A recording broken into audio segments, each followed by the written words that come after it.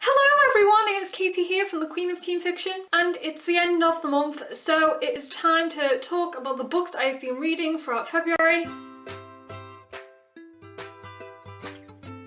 So the first book that I've been reading this month is Salt to the Sea by Ruta Sepetys. I've probably mentioned this before on my channel, but Ruta is one of my all-time favourite writers. Her first novel, Between Shades of Grey, is actually the reason why I started reviewing books on my blog, because after I'd finished it I wanted to talk about it and I had no one to talk about the book with, so I ended up finding Goodreads, which led to me eventually starting my own blog. So I have a lot to thank Ruta for. And needless to say, I was extremely excited to read her new book, and I loved it just as much as I thought I would. Salt to the Sea is set at the end of World War II, and it follows 4 different characters as Germany prepares to evacuate citizens. 3 of the characters, Joanna, Amelia and Florian, are trying to escape Germany on boats, and the other character, Alfred, is actually a sailor on one of the boats. The boat that they end up on is the Wilhelm Gustloff. This ship actually sunk whilst it was carrying the German evacuees, and over 9,000 people lost their lives, which makes it the biggest loss of life on a sinking ship.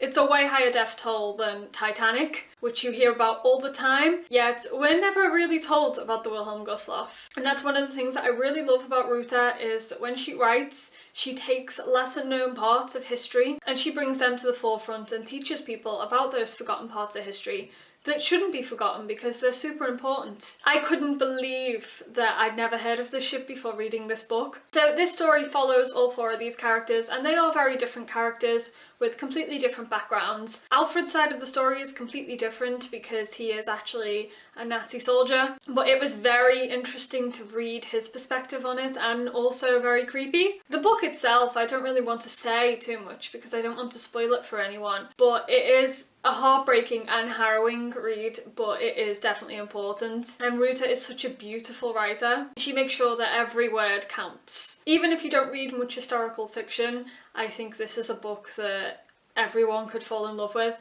So I would highly recommend Salt to the Sea. The next book that I read is Remembrance by Meg Cabot. I've been waiting so long for this book. As I have said on here before, I am a huge fan of the Mediator series by Meg Cabot. It's one of my favourite series of all time. I completely fell in love with it as a teenager and still adore it to this day. And this is the 7th book in that series. It's an adult update set 10 years later. It's a book that I never thought I'd ever get to read, but here we are. So Remembrance is a continuation of the Mediator series. It follows Jessie and Suze in adulthood. There is a new ghostly mission in Suze's life that she has to deal with. She's also engaged to Jessie. She's trying to find a paid job. Basically, life is very stressful. Also, the very evil Paul Slater is back in her life. I just really adored this book so much because it was a chance to catch up with all these characters that I loved so much in my teens, and it just didn't disappoint at all. All of the characters have progressed beautifully, except for Paul, who was a little shit back then and is still a little shit right now. I was very worried going into this book because obviously an adult update so many years later can shake things up a bit. I was happy and satisfied with the ending that we got for the original series. So whilst I was really excited to see what was going on now, I was also worried that it wouldn't live up to how awesome the original series was, but it didn't disappoint at all. I am so thrilled with where all the characters are now. So yeah, I have nothing but love for this book. The 3rd book that I read this month is The Sleeping Prince by Melinda Salisbury. Oh my god! This is the sequel to The Sin Eater's Daughter, which I read last year. It was in my list of top 10 favourites from last year because it was just so awesome. If you haven't read The Sin Eater's Daughter yet, then I reviewed it on my blog, so I'll leave a link to that in the description if you want to check that out. Oh my god, this book! I was traumatised by the prologue alone. The Sleeping Prince picks up pretty much where the Sin Eater's Daughter left off. However, it doesn't exactly follow the same characters. In the Sin Eater's Daughter, we followed Twila. It followed her story and 2 other characters called Prince Maven and Leaf. This book actually follows Leaf's sister Erin, so it's from her perspective instead of Twila's. Going into this book, I didn't know how I was going to enjoy that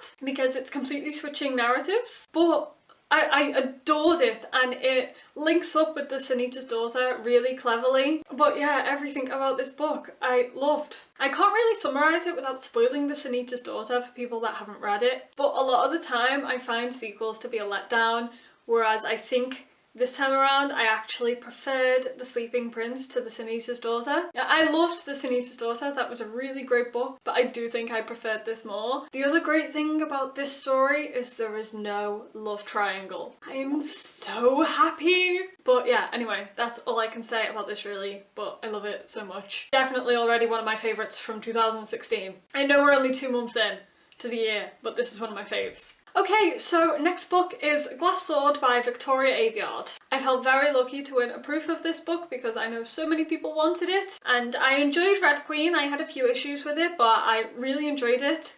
However, as much as I don't want to admit it, Glass Sword definitely left me disappointed. I just didn't enjoy it as much as I enjoyed Red Queen. Glass Sword follows on straight away from where Red Queen left off. Throughout this book, Mare's mission is to track down other New Bloods like herself, and she gives them the choice to join with her, have a chance to train their abilities, and help fight alongside her. Tracking down the New Bloods takes up most of this book. I assumed it'd be part of it, but not as much of it as it was. It felt very repetitive because Mare just kept going to new cities and finding either New Bloods or finding out that Maven had got there first. And it just made the story drag for me. I found myself struggling to get through the chapters, and also I'm not sure I like Mare as a character. She is very whiny and bratty, and I don't know whether she's intended to be that way or that's just how I'm reading her, but I'm just not connecting to her character at all. I'm also not liking Killorn. He is the best friend that's in love with Mare.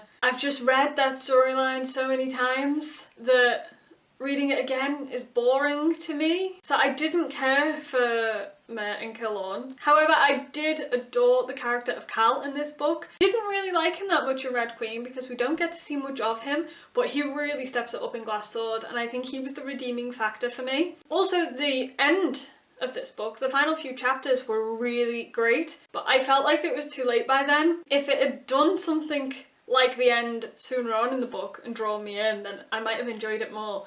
But by the time I got to the exciting action at the end, I was already overall bored with the story. So yeah, I don't know. I'm very mixed when it comes to this book. I don't know if the ending alone is enough to get me excited for the third book, but I don't know. We'll see. Okay, so the next book.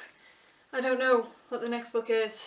I'm losing track of my books. The next book I read is Suspended by Sarah Noffke. Sarah is an author that I mention quite a lot on this channel because I always read her series, and this is the first book in her new Vagabond Circus series. As you've probably guessed by the title of the series, this is set in a circus, the Vagabond Circus. It's another book that's set in her dream traveller world. So dream travellers are people that have the ability to travel in their dreams, but they also have an extra ability as well, and that can be anything from telekinesis to teleportation. So although it's based in the same dream traveller world as Sarah's other series, it's nothing like her other books before. So Suspended doesn't follow one character like Sarah's other series. It kind of focuses on all of the characters within the Vagabond Circus. The circus is run by ringmaster Dave Radin, and he takes in wandering children with the dream travelling ability. He trains them up to perform in the circus, and they use their abilities to bring some magic to the show and leave the audience feeling amazed at what they've seen. Suspended starts when newcomer Finley joins the circus, and he shakes things up a bit because he comes in the middle of a performance season, so they have to change up their act to include him. So a lot of the other members of the circus are suspicious and worried about how it's going to play out. Finley himself is a mysterious character, and he has his own agenda within the circus, and we find out more about him as the story goes on. So I adored the book because it's set in a circus. A travelling circus makes for such a fantastic setting for a book, so I adored it for that factor alone. But then also the characters are really fabulous as well. I liked the main characters, Finley and Zuma, but I also really adored the supporting characters as well. So Suspended is a really exciting start to the series, and I can't wait to see where it progresses, so I'm excited to see where it goes. Okay, so the next book that I read this month is When Everything Feels Like the Movies by Raziel Reed. This book has been a very difficult one for me to rate because even now, a week after reading it, I'm still not sure how I feel about it overall. I am very, very split on this book because whilst I didn't really connect with the tone and all the characters in this book, there were aspects of it that I really adored. This book is inspired by a true story. I don't really want to tell you much about that story in case you don't know and you want to read the book for yourself, it will kind of spoil it. But the true story that this book is based on is extremely heartbreaking. What I really like about this book is that it's raising awareness for what happened, and whether I like the book overall or not, it's still a very important story, and I'm glad that this author has decided to tell it in his own way. This story follows a gay teenager called Jude. He is very open about his sexuality and his identity, and he shows that in his everyday life. He wears makeup to school, he dresses how he wants, he acts how he wants, but unfortunately, as is the case in real life, not everyone is accepting, and the school that he goes to is filled with pupils that are unaccepting towards him and are just generally cruel to him. So instead of letting that get him down, he views life as though it's a movie. He's playing the lead role in his own movie, and the locations in the book are sets, and the people around him are crew and extras. So it's a fascinating concept for a book, and I found that side of it really interesting. Where I had a lot of issues with the book was the characters in general. I didn't connect with them at all. I didn't really enjoy the dialogue at first. A lot of the dialogue and actions in the book are quite vulgar, and I think they're there to shock, but they're not going to shock a YA audience because we read so much of that now. However, because of the way that it was written to shock, I know it's written in a realistic way, but it didn't feel that realistic to me. It felt quite far-fetched at times, and because of that I felt like I didn't really sympathise with the characters at first. So I can't really explain it, but it's like the tone of the book didn't really appeal to me. Even though it's the type of book that I often go looking for, because I'm always looking for diversity in YA, and there is diversity in this book, but that doesn't automatically mean that I enjoyed it.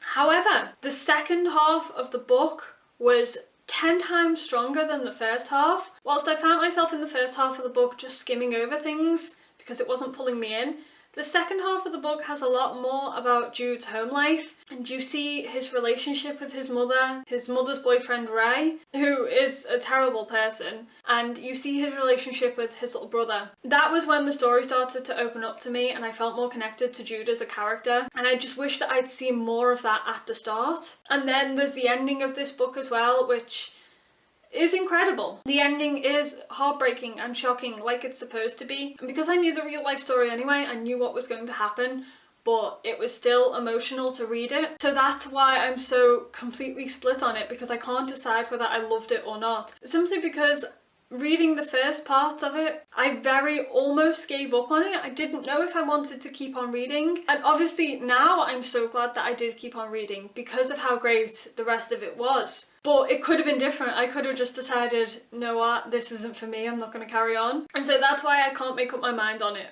The next book that I read this month is 13 Minutes by Sarah Pinborough. The cover is very compelling and drew me in straight away, because I don't know if you can see it, but it says, "I was dead for 13 minutes. Now I want to know why." So instantly I was drawn into this book because that's quite a tagline. This is actually a thriller, which I don't really read many thrillers in YA. It's not the genre that I automatically go to. I hadn't read a thriller type of book in a long time, so I was excited to pick this up, but I was also a little bit worried as well because I didn't know whether I was going to enjoy that genre very much, but I ended up really loving this book. So this book starts when character Natasha is found dead in a river and she's brought back to life. She has amnesia, she can't remember how she got in the river. She has two best friends, Jenny and Haley. She gets suspicious of them and whether they had a part in it. And the other character is Becca, who is Natasha's ex-best friend. Becca comes to the hospital when she hears about Natasha because even though they haven't been friends for a long time, she is still concerned for her. And then Becca ends up back in Natasha's life and trying to help her solve the mystery of what happened. Again, this is a book that I really don't want to go into too much detail about because there is quite a lot of twists and turns, and if you do want to read it, I don't want to spoil it for anyone. But what I can say is that I loved the style of writing in this book. It's not just one specific narrative, it changes a lot. Some chapters are texts between the girls, some are police reports, some are transcripts from talks with the psychologist. Some chapters follow Becca in third person, some are from Natasha's diary. So this book changes it up quite a lot, and normally I wouldn't really enjoy that, but in this book I really loved it. You're not just told the story straight out, it's told through various means. And yeah, I really enjoyed that. And it's a great piece of UK YA. Now the final book that I read this month Technically I finished reading it at the very end of January, but I'd already finished filming my wrap-up video. But it is Morris by E.M. Forster. I mentioned a couple of months ago, I think it was before Christmas, that I read A Room with a View by E.M. Forster, and I don't usually read a lot of classics, there are only a few that I really like, but I ended up highly enjoying A Room with a View. And so it was completely accidental that I ended up reading another E.M. Forster book, because I have a Pinterest account for my book blog, so whenever I read a book I always pin the book cover on a board of current reads. And so as I was tracking down the cover of A Room with a View on Pinterest, I came across the cover of Morris, and it was attached to a BuzzFeed article of recommended LGBT reads. And so I ended up clicking on the article and finding out more about this book. Morris follows the main character of Morris, who is a gay man in Edwardian England. This book was actually written around 1913, but homosexuality was illegal back then, so this book never actually got published until 1970, and it's a great look into what Edwardian life was like and the attitudes towards people that were gay and what it was like to live with that. Morris is a fascinating character, and I felt so much sympathy with him throughout this book. Reading the author's notes for Morris was actually more heartbreaking than reading the book itself, because the notes at the end from E.M. Forster when he rewrote the book in around 1960, and he was talking about how difficult it was to publish Morris, not only because it was a book about gay men in Edwardian England, but also because it has a happy ending for two men, and because he was determined to have that ending for the book, it made it exceptionally difficult for him to publish it. And he actually goes on to say that if the story had ended with one of the men in a noose, then he probably would have been able to publish it. And that just broke my heart so much, because it's so true of that time. So even though it is a classic, and a lot of the struggles the characters in that face aren't as much of a problem now, it's still a fantastic look back into what life was like back then and how different the attitudes were. And it was just a really great book. I think it might be my favourite classic that I've read so far, just because it's very different to any of the other classics that I've read. It's got me in a classic reading binge though. I'm definitely going after more classics now. I've been wanting to get into classics for ages and haven't. And now when I have 1,000,001 other books to read, suddenly I'm on a classics binge. So many books. So they are the books that I have been reading throughout this month. Please do let me know what you've been reading throughout this month in the comments. Do you like the sound of any of the books I've just mentioned? Also, if you have any classics to recommend me, since I'm going through a classics reading binge, then feel free to let me know and I will check them out. Although I'm not sure I should be adding more books to my to be read pile. So thank you guys so much for watching. I will see you next time. Bye!